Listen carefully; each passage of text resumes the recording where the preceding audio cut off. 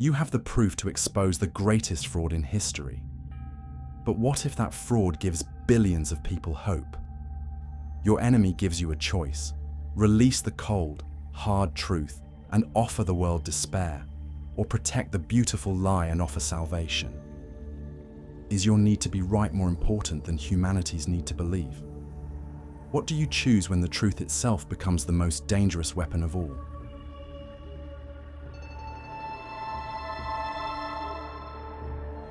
The conventional model of time, Dr. Kaelen Reed began, his voice echoing slightly in the cavernous lecture hall, is a river. It flows in one direction, from a fixed past to a probabilistic future. Simple, elegant, and I believe, fundamentally wrong. On the massive screen behind him, a complex diagram of branching timelines and quantum wave functions glowed. He gestured towards it, the sleeve of his rumpled suit jacket catching on the lectern. He was a man frayed at the edges, but his eyes burned with the unwavering fire of conviction. He saw the universe as a set of equations, a grand and beautiful puzzle, and he was certain he was the only one who had glimpsed the true shape of the pieces. My work suggests something far more radical, he continued, trying to inject energy into the dead air. It suggests that the river of time has eddies, currents that flow backward. Quantum retrocausality posits that events in the future specifically, our observations of them, can exert a real measurable influence on the past. He scanned the audience, or rather, the empty seats where an audience should have been.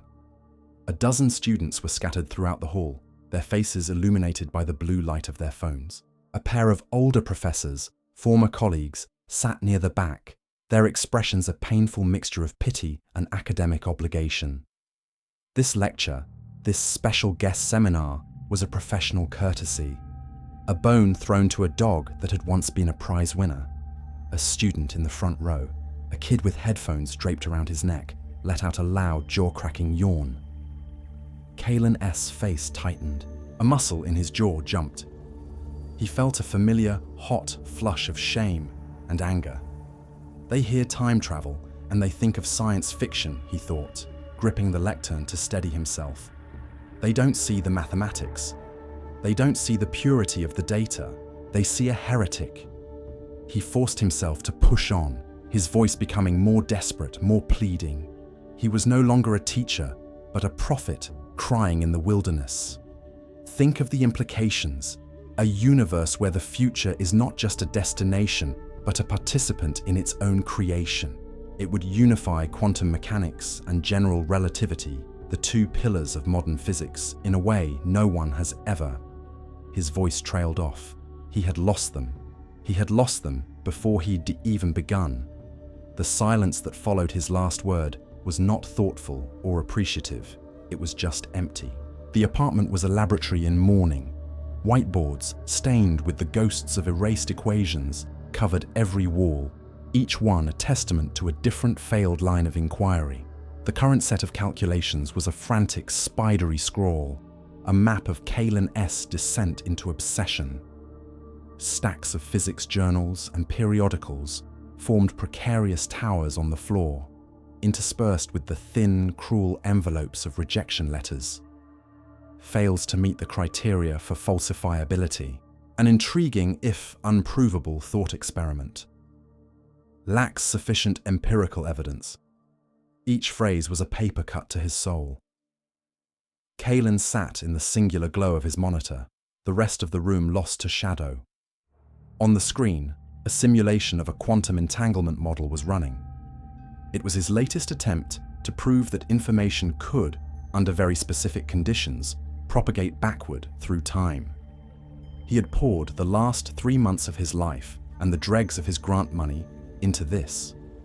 He leaned forward, his breath fogging the screen, watching the variables churn. For a moment, a pattern seemed to emerge, a flicker of coherence in the digital noise. His heart hammered against his ribs. There it is. Then it collapsed. The beautiful nascent pattern dissolved into chaos, and a single line of red text appeared, stark and final. Error. Causality violation. Kaelen slammed his fist on the desk. The tower of journals beside it shuddered, and a single rejection letter slithered to the floor. He buried his face in his hands, the stench of stale coffee and sleeplessness filling his senses. It was over. He was a man of logic and reason, and his life had become a monument to irrational hope. He had chased a phantom, and now the real world, the world of rent payments and expired groceries, was closing in. In the crushing silence, a sound cut through the air, a sharp digital ping. He lifted his head. A notification had appeared on his screen. It was an email. The sender was a long, meaningless string of characters from an encrypted, untraceable domain. He would have dismissed it as spam, another offer for a miracle supplement, or a conference in a city he couldn't afford to visit. But the subject line held him captive. It was a single word: validation. His hand trembled as he moved the mouse. He clicked. The body of the email was as sparse and cryptic as the subject. It contained no text, no explanation, just a string of geographic coordinates, a location in the heart of the city, and a time. Tomorrow. 2 p.m. He was in the hushed, cathedral-like silence of the university's rare books library. Sunlight, thick with dust motes, slanted down from high-arched windows, illuminating the spines of ancient tomes. Kaelen waited, his nerves screaming. He felt absurdly conspicuous, a stray variable in a perfectly ordered system. He checked his watch for the 10th time. This was a mistake, a prank, a cruel joke orchestrated by some graduate student who attended his lecture. At precisely 2 p.m. she appeared. She moved with a quiet purpose that seemed to bend the silence around her rather than break it. She was in her 30s, dressed in simple, conservative attire, but her eyes were what held him. They were sharp, fiercely intelligent, and held the kind of deep-seated certainty he had only ever seen in zealots or geniuses. "Dr. Reed," she said. Her voice was low and measured. "Thank you for coming. I am Sister Elena." Kaelen's skepticism, already on high alert, solidified into a wall of ice. A nun, of course. He was being recruited by a cult. "Listen, sister, I think there's been some kind of misunderstanding." "On the contrary," she interrupted smoothly, "I think for the first time, you are in a position to be perfectly understood." She didn't speak of God, or faith, or miracles. Her vocabulary was precise, calculated, and aimed directly at the heart of his scientific soul. She spoke of a problem of observation that her organization had encountered. She mentioned an artifact that produced unexplained temporal phenomena, energy signatures that defied conventional explanation. Kaelen found himself listening, despite himself. What organization? A faint, almost imperceptible smile touched her lips. One with a long history of grappling with questions of eternity. She leaned in slightly, her voice dropping to a near whisper. "We have something, a device, and it is producing data that no one in our considerable network of thinkers can interpret. The phenomena exhibit characteristics that align, in principle, with your published work on retrocausality." It was a lure of irresistible potency.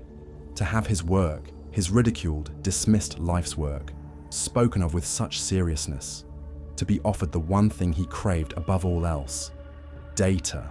"What do you want from me?" he asked, his voice hoarse. "We want to offer you the chance to study it," she said, "in complete secrecy, with unlimited resources at your disposal. No questions asked." His mind raced, a whirlwind of doubt and intoxicating possibility. It was a trap. It had to be. A hoax. But what if it wasn't? What if, in this dusty, forgotten corner of the world, he found the one piece of evidence that could change everything?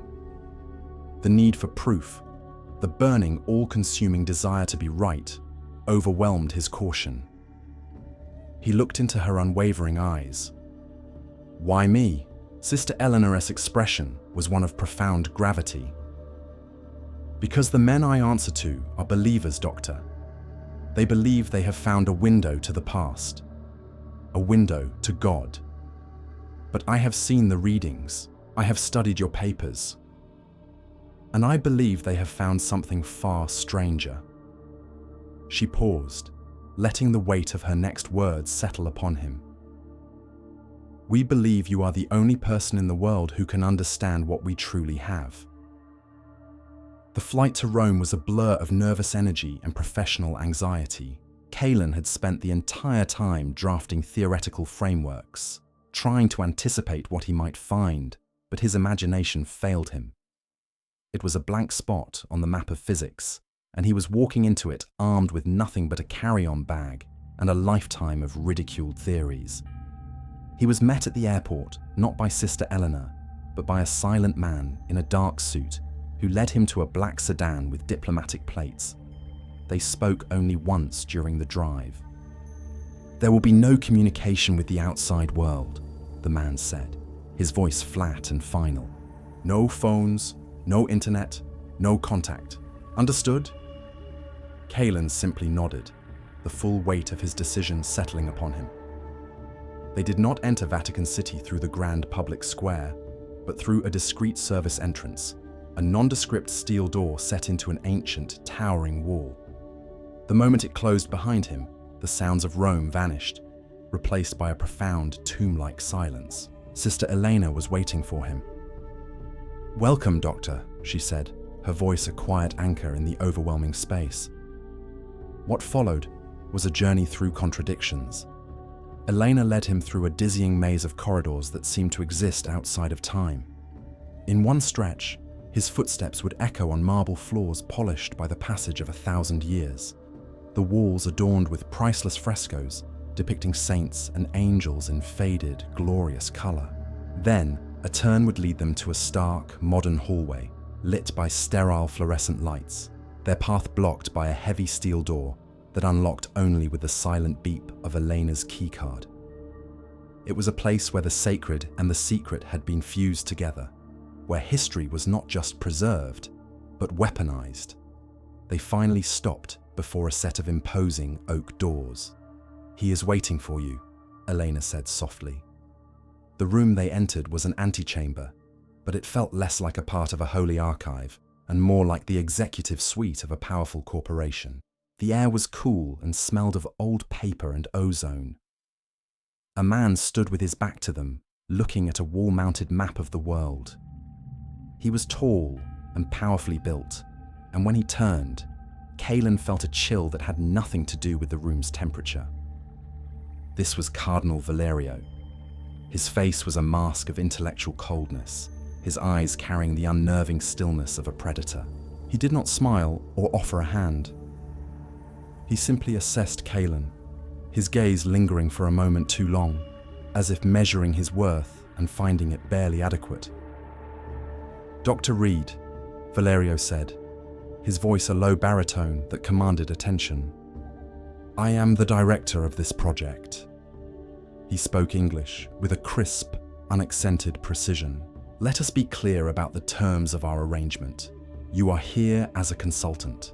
Everything you see, everything you hear, everything you hypothesize is the exclusive intellectual property of this institution. You will publish nothing. You will discuss your work with no one.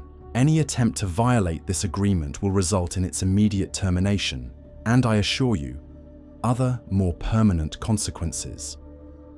His language wasn't that of a cleric. It was the ironclad, threatening language of a non-disclosure agreement backed by centuries of power. Kaelen, a man who had built his career on the principle of open data and peer review, felt the cold steel of the cage he had willingly walked into. Valerio gave a slight nod to Elena. "Show him the device." The laboratory was through another set of secure doors.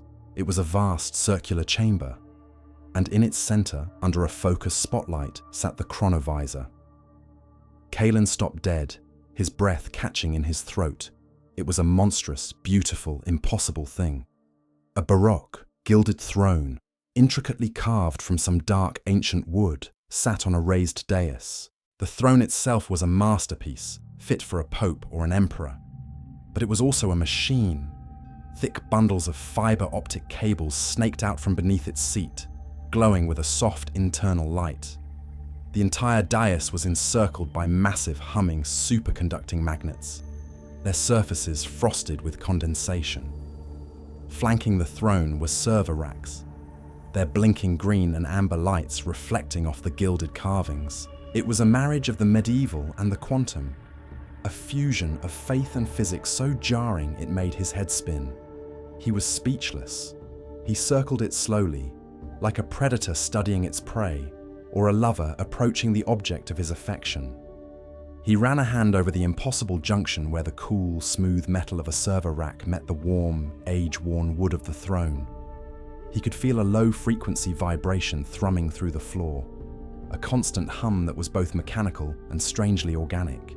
"The power consumption is astronomical," Kaelen murmured, his mind already working, analyzing, deconstructing. He turned to Elena, his eyes alive with a fire she hadn't seen before, the fire of pure, unadulterated scientific curiosity. "What are the primary energy readings? Have you run a spectral analysis on the emissions from the core?" He opened his cases and began to work, a man possessed. He set up his own diagnostic equipment laptops, oscilloscopes, radiation sensors, with a swift, practiced efficiency. He explained his process to Elena as he worked, not as a lecture, but as a series of thoughts spoken aloud. "I have to treat this as a black box," he said, attaching a sensor to one of the coolant pipes. "I don't know the internal mechanics, but I can measure what goes in and what comes out. Power, radiation, heat, data. If this thing is really observing the past, it must be receiving some kind of information. That information has to have a carrier, a particle, a wave.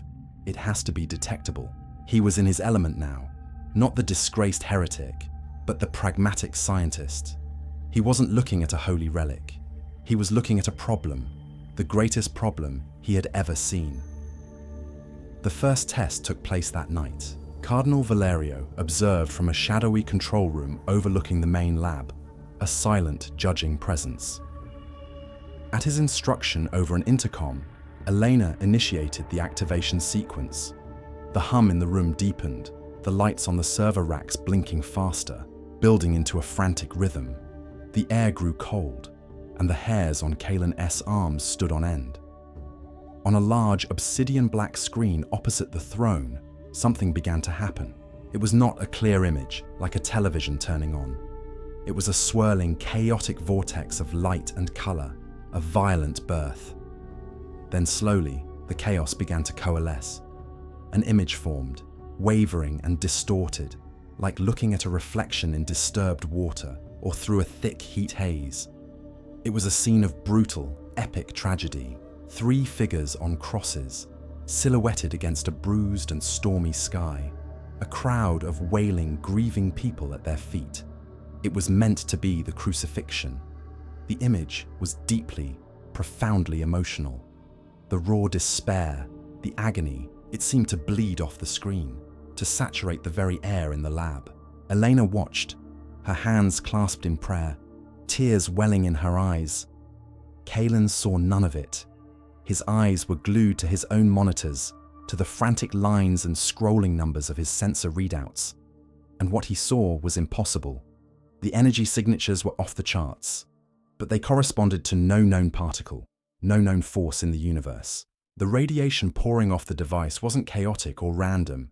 It was structured, patterned, rising and falling with the emotional beats of the scene on the screen. It was almost composed, like music. The data streams were pure nonsense, violating the laws of thermodynamics and causality with every passing second. He felt a wave of vertigo, a profound sense of scientific revulsion mixed with a terrifying, undeniable awe. The machine was doing something real, and it was something that science, his science, had no words for. The data was a beautiful, elegant, horrifying lie. His first attempt to fit it into any known model, any rational framework, didn't just fail, it shattered. The impossible data became the fuel for an obsessive fire. Days and nights blurred into a single, continuous stream of work, punctuated only by the delivery of food trays that mostly went untouched. Kaelen stopped sleeping.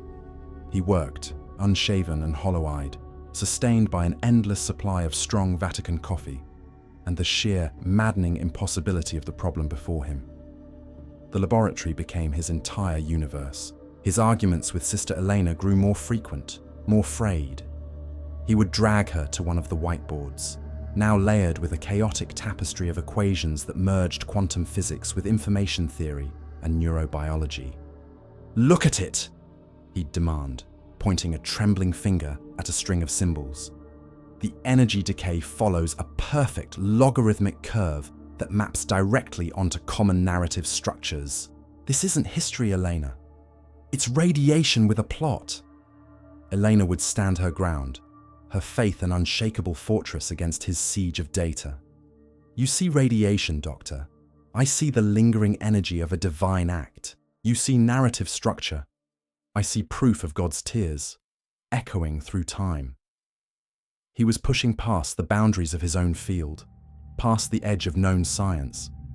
He was trying to build a theoretical bridge between his fringe ideas on retrocausality and the machine's bizarre theatrical output. To an outsider, he would have looked exactly like the mad scientist the world already thought he was.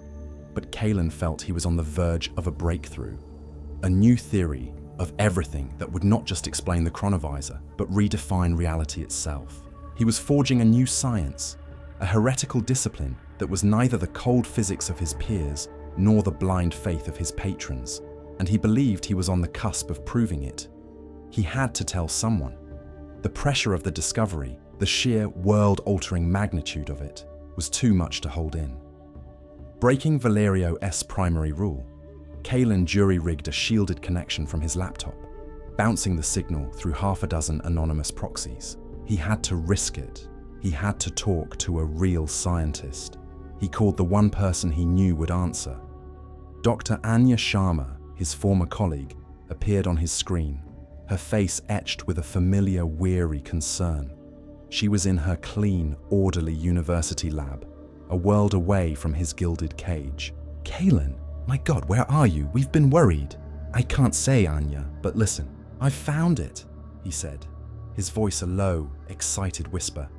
He was practically vibrating with adrenaline. "The evidence, everything I've been working on, it's real." He tried to explain without revealing the specifics, the words tumbling out of him in a torrent of scientific jargon and half-formed theories. "Imagine, Anya, if we could prove that observation itself, the act of looking, generates a coherent temporal echo. Not just an echo, a structured one. Information, Anya. Real information, traveling backward from the future event." Anya listened, her expression shifting from concern to outright pity. She wasn't hearing a scientific breakthrough. She was hearing the ravings of a man who had fallen off the edge. "Kaelen," she said, her voice gentle, the way one speaks to a child or an invalid. "Listen to yourself. Temporal echoes, structured radiation. You're chasing ghosts. This is what happens when you isolate yourself. Your theories become a fantasy you can't escape. Please, just come home. We can get you help." The words struck him with the force of a physical blow. Help. She thought he needed help. He wasn't a pioneer on the brink of discovery. He was a charity case, a cautionary tale.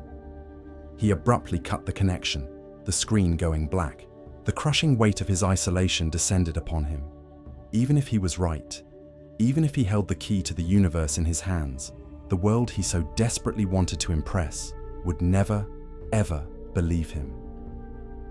That night, fueled by the bitter sting of Anya's dismissal, Kaelen decided to force the issue.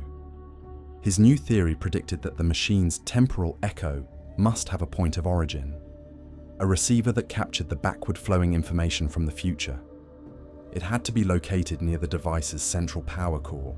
If he could find it, he'd have his proof. Tangible, irrefutable proof. He bypassed the standard operating system, delving deep into the machine's architecture. He ran a diagnostic on the power core, a humming behemoth of magnets and wiring. His screen filled with data, but there was no receiver, no sign of any incoming signal. But there was something else, a hidden subroutine shielded by layers of security. and it was stamped with a digital signature he recognized from his orientation. Cardinal Valerio. A cold certainty settled in his stomach. This was it. The heart of the mystery. Working with a feverish intensity, he began to assault the encryption. It was a masterpiece of digital defense, elegant and brutal. But Kaelen had spent his life solving impossible puzzles, and slowly, painstakingly, he began to unpick the locks. Hours bled by. Finally, with a last desperate keystroke, the wall came down. A directory opened on his screen. He stared, his mind refusing to process what his eyes were seeing. There were no temporal readings, no echo schematics. There were just files, thousands of them, and folders labeled with names from history. Pompeii, 79 AD. Sack of Rome, 410 AD. Galileo's recantation, 1633. He clicked on one. It wasn't data, it was an asset library. It contained audio files, visual textures, architectural models, demographic clothing patterns, all the building blocks of a simulation. He dug deeper, his hands flying across the keyboard, a cold sweat beading on his forehead. And then he found the core code. The truth, when it came, was not a complex equation, but a stark, simple, and monstrously elegant piece of software engineering. The Chronovisor was not a receiver, it was a projector. It didn't see the past, it created it. The machine scanned the biometrics of the person in the throne, analyzing their heart rate, their galvanic skin response, their pupil dilation. It gauged their emotional state, their hopes, their fears, their deepest held beliefs. Then, it accessed the vast petabyte-scale archive of historical assets, and using a quantum resonance engine, it wrote a tailored vision directly into the user's cerebral cortex. It didn't open a window to history. It held up a mirror to the user's soul and showed them exactly what they wanted to see. It wasn't a time machine. It was the most sophisticated psychological weapon ever conceived. Kaelen leaned back, a silent scream caught in his throat. His entire quest for scientific validation, the obsession that had consumed his life, had ended here, in the discovery of a monumental, world-shattering fraud. He stumbled out of his chair, grabbing his laptop. He found Sister Eleanor in the small chapel adjoining the lab, kneeling in quiet contemplation. He didn't hesitate. He shoved the laptop in front of her, pointing at the screen where the damning code was displayed. "Look!" he hissed, his voice cracking. "It's a rendering engine, a library of assets. It is an algorithm, Elena, not a miracle." She stared at the screen, then up at his wild, desperate face. He expected her to be horrified, to deny it, but her expression was a storm of conflict, a terrible battle of faith and fact. "But the feeling is real," she whispered, her voice trembling. "The hope it gives people, that is real." "Hope built on a lie?" Kaelen shot back. A slow, deliberate applause echoed from the chapel doorway. Cardinal Valerio stood there, his face unreadable. He wasn't angry, he was impressed. "Bravo, Doctor," he said, stepping into the light. "Truly bravo. Your performance has exceeded all our expectations." He walked calmly towards them, his eyes fixed on Kaelen. "You are correct, of course.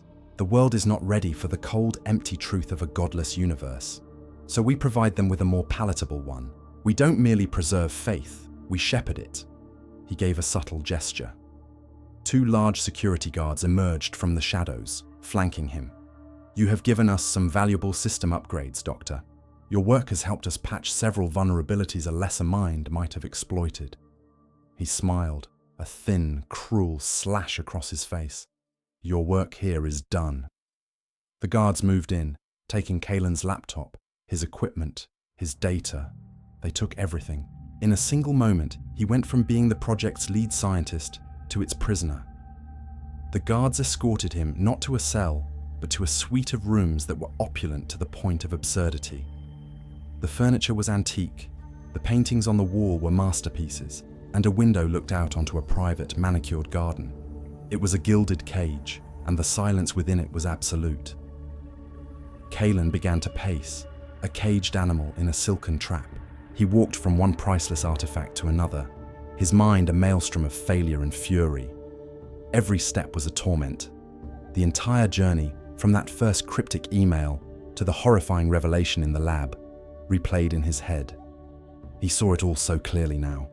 He hadn't been a brilliant scientist uncovering a cosmic secret. He had been a pawn, a high-level technician hired to debug the most elaborate hoax in human history. His desperate need for validation, his hunger to prove his theories, had made him the perfect fool. Valerio hadn't needed to deceive him. Kaelen had deceived himself, building a grand cathedral of theory around a hollow lie.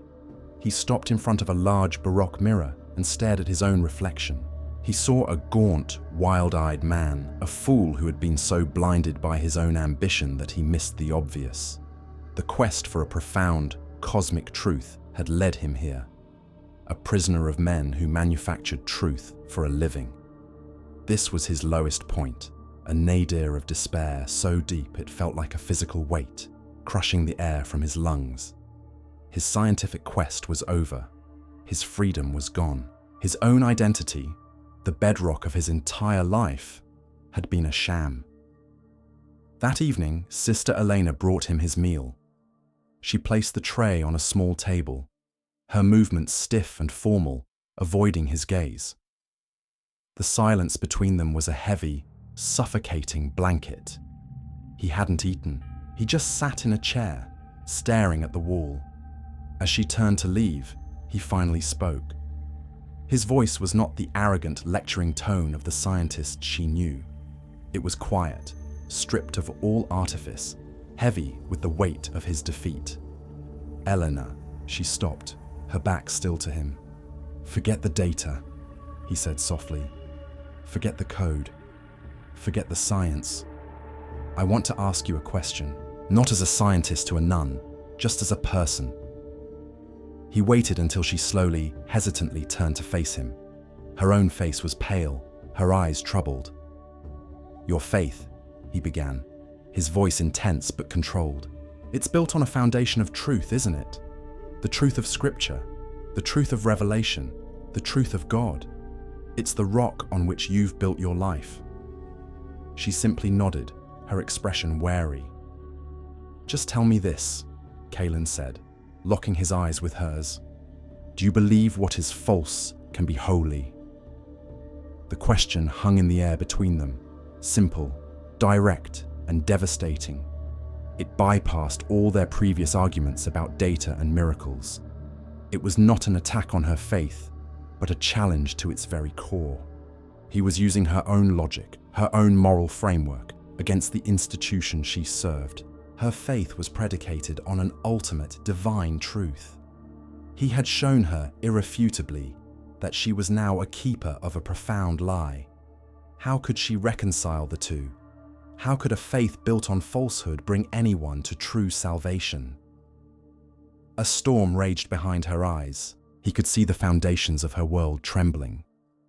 She opened her mouth to speak, but no words came out. She closed it, gave him one last look of tortured conflict, and turned and fled the room, leaving the tray of food untouched. Hours later, Kaelen lay on the bed, staring at the ornate ceiling, lost in a state of numb resignation. He heard the faint click of the lock on his door. He sat up, expecting a guard. It was Eleanor. Her face was grim, her eyes hard with a newfound, terrible resolve. "Get dressed," she whispered urgently. "We have to leave, now." "What are you doing?" Kaelen asked, his mind struggling to catch up. "He will not keep you here forever," she said, her voice trembling slightly. "I overheard him. They call it laicization, a return to the secular world. But it is a euphemism. You know too much. You will be silenced." She had made her choice. Her conscience had won its war against her duty. She pressed a small, metallic data key into his hand. "A sample of the core code and 2 of the visual assets," she said quickly. "The crucifixion and 1 other. It's all I could copy without tripping the primary alarms. It's your proof." She led him out of the room, not back towards the labs, but down a narrow service staircase he had never seen before. It descended into the cold, damp earth beneath the Vatican. They emerged into a narrow tunnel, the walls lined with shelves filled with human skulls and bones, their empty eye sockets watching them pass. The catacombs. Suddenly, a sound ripped through the ancient silence. A high, piercing alarm. Red lights began to flash, casting the bone-lined walls in a hellish, pulsing glow. They had been discovered. "Run!" Elena yelled. They plunged deeper into the labyrinthine tunnels, their frantic footsteps echoing in the cramped space. Behind them, they could hear a different sound, not a panicked scramble, but the disciplined, heavy, rhythmic tread of multiple pursuers. The Swiss guards. They were being hunted through the graves of saints, and the sound of their hunters was getting closer. They burst out of a maintenance hatch into the pre-dawn chaos of a Roman market, gasping in the cool morning air. The alarms were a faint, distant memory, swallowed by the noise of the waking city. Elena, using cash she had tucked away for an emergency, bought them cheap, nondescript clothes from a street vendor, jeans, hoodies, and baseball caps. They shed their Vatican identities and became two more anonymous faces in the bustling crowd. Ghosts haunted by the power they had escaped and the proof they now carried. Hours later, they huddled over a grimy terminal in the back of a noisy internet cafe, the air thick with the smell of burnt coffee and cheap tobacco. The cacophony was a shield, a wall of sound to hide their digital whisper. Kaelen, his face hidden in the shadow of his cap, was on a secure, encrypted line with Anya Sharma. He worked quickly, transferring the data key's contents into a compressed file. "Anya, it's Esme," he said, his voice low and urgent. "Don T asks questions. I am sending you a file. It S the proof of the most sophisticated, widespread fraud in human history." On the other end of the line, Anya was silent for a moment. He could almost hear her skepticism. But then, in the background of his own audio feed, the distant wail of a police siren echoed through the cafe. "Kaelen, are you in trouble?" she asked, her tone shifting from pity to alarm. "More than you can imagine," he breathed. "Listen to me. Don T, open the file. Don T, analyze it. Just create a peer-to-peer torrent. Get it ready to upload to every major university server, every news outlet, every scientific journal on the planet, on my signal. Can you do that?" There was another pause, this one shorter. He had crossed a line. This wasn't the voice of a man chasing theories. This was the voice of a man running for his life.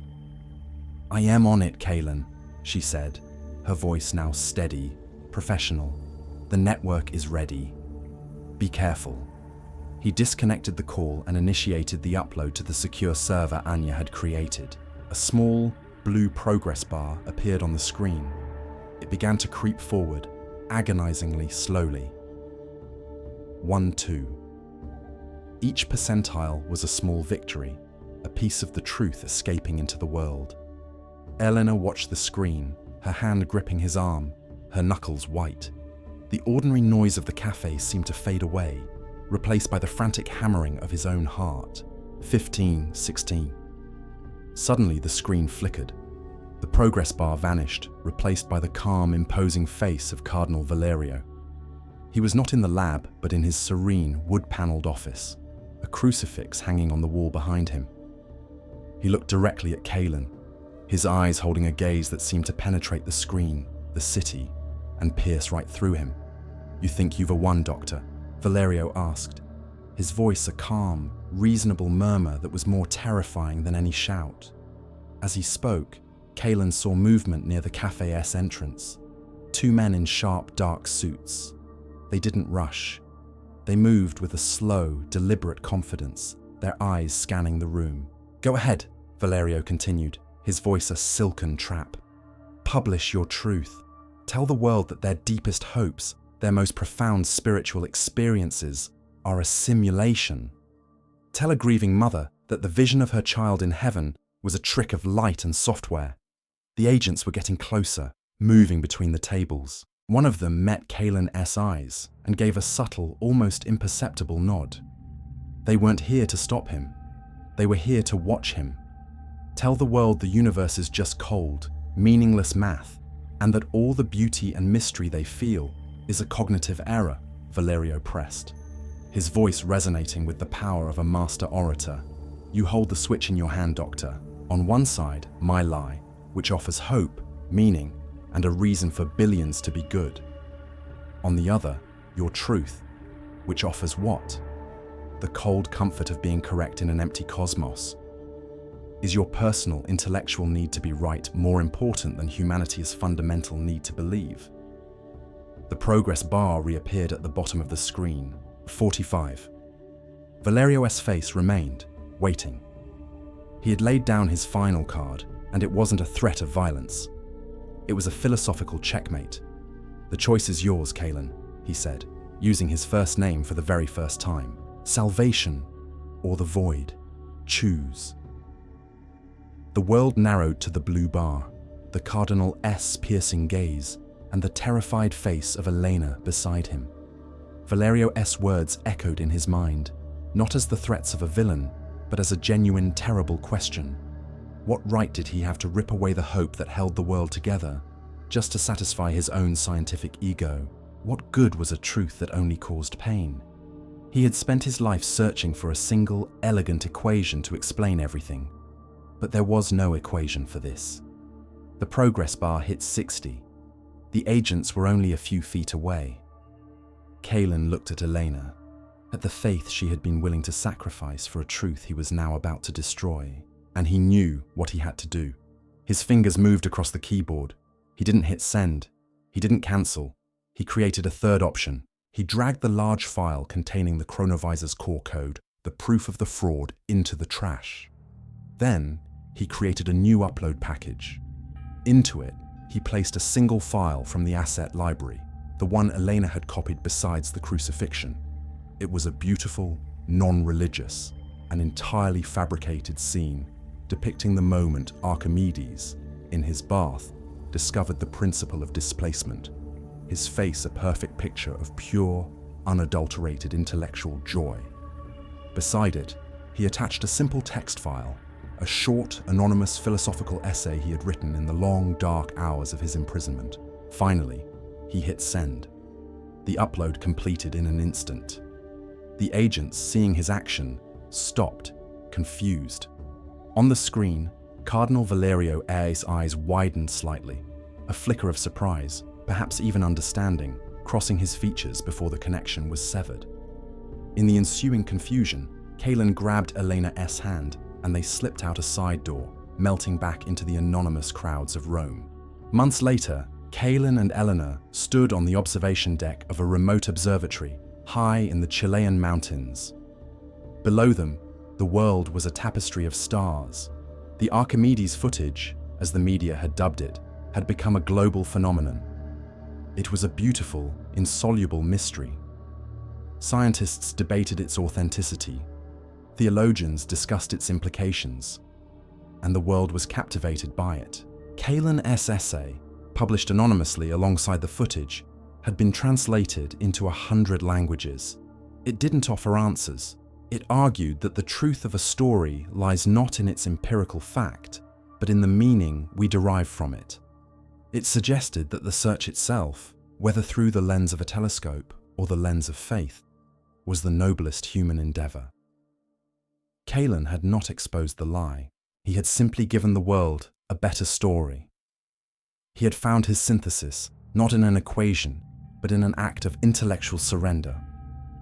He looked at Elena, who smiled back, a genuine, peaceful smile. He had not found the single unifying truth he had spent his life chasing.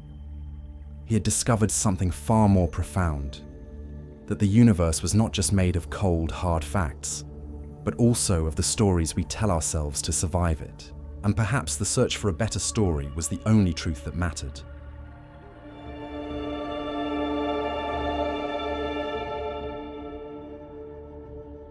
The story of Dr. Reed and the Chronovisor leaves us with one of the most difficult questions imaginable, posed by its antagonist. Is your need to be right more important than humanity's need to believe? It is a fascinating dilemma because it is not really about a time machine. It is about the stories we tell ourselves and the meaning we derive from them. Kaelen begins as a man obsessed with empirical, provable truth. He wants to win the scientific argument at all costs. But when he finally holds the power to expose the lie, he's confronted with a deeper reality. A world stripped of its comforting stories might be a world not worth living in. His final choice is so powerful because he doesn't just debunk the conspiracy, he replaces it with a better mystery. He realizes that you can't fight a powerful story with data alone, you have to fight it with a more compelling story. This suggests that our human need for meaning, for awe, and for hope is just as fundamental as our need for facts, and that sometimes the search is far more important than the answer. And that brings the question back to us. If you discovered that a beautiful belief bringing comfort to millions was actually a complete fabrication, what would you do? What is the true value of a comfortable lie?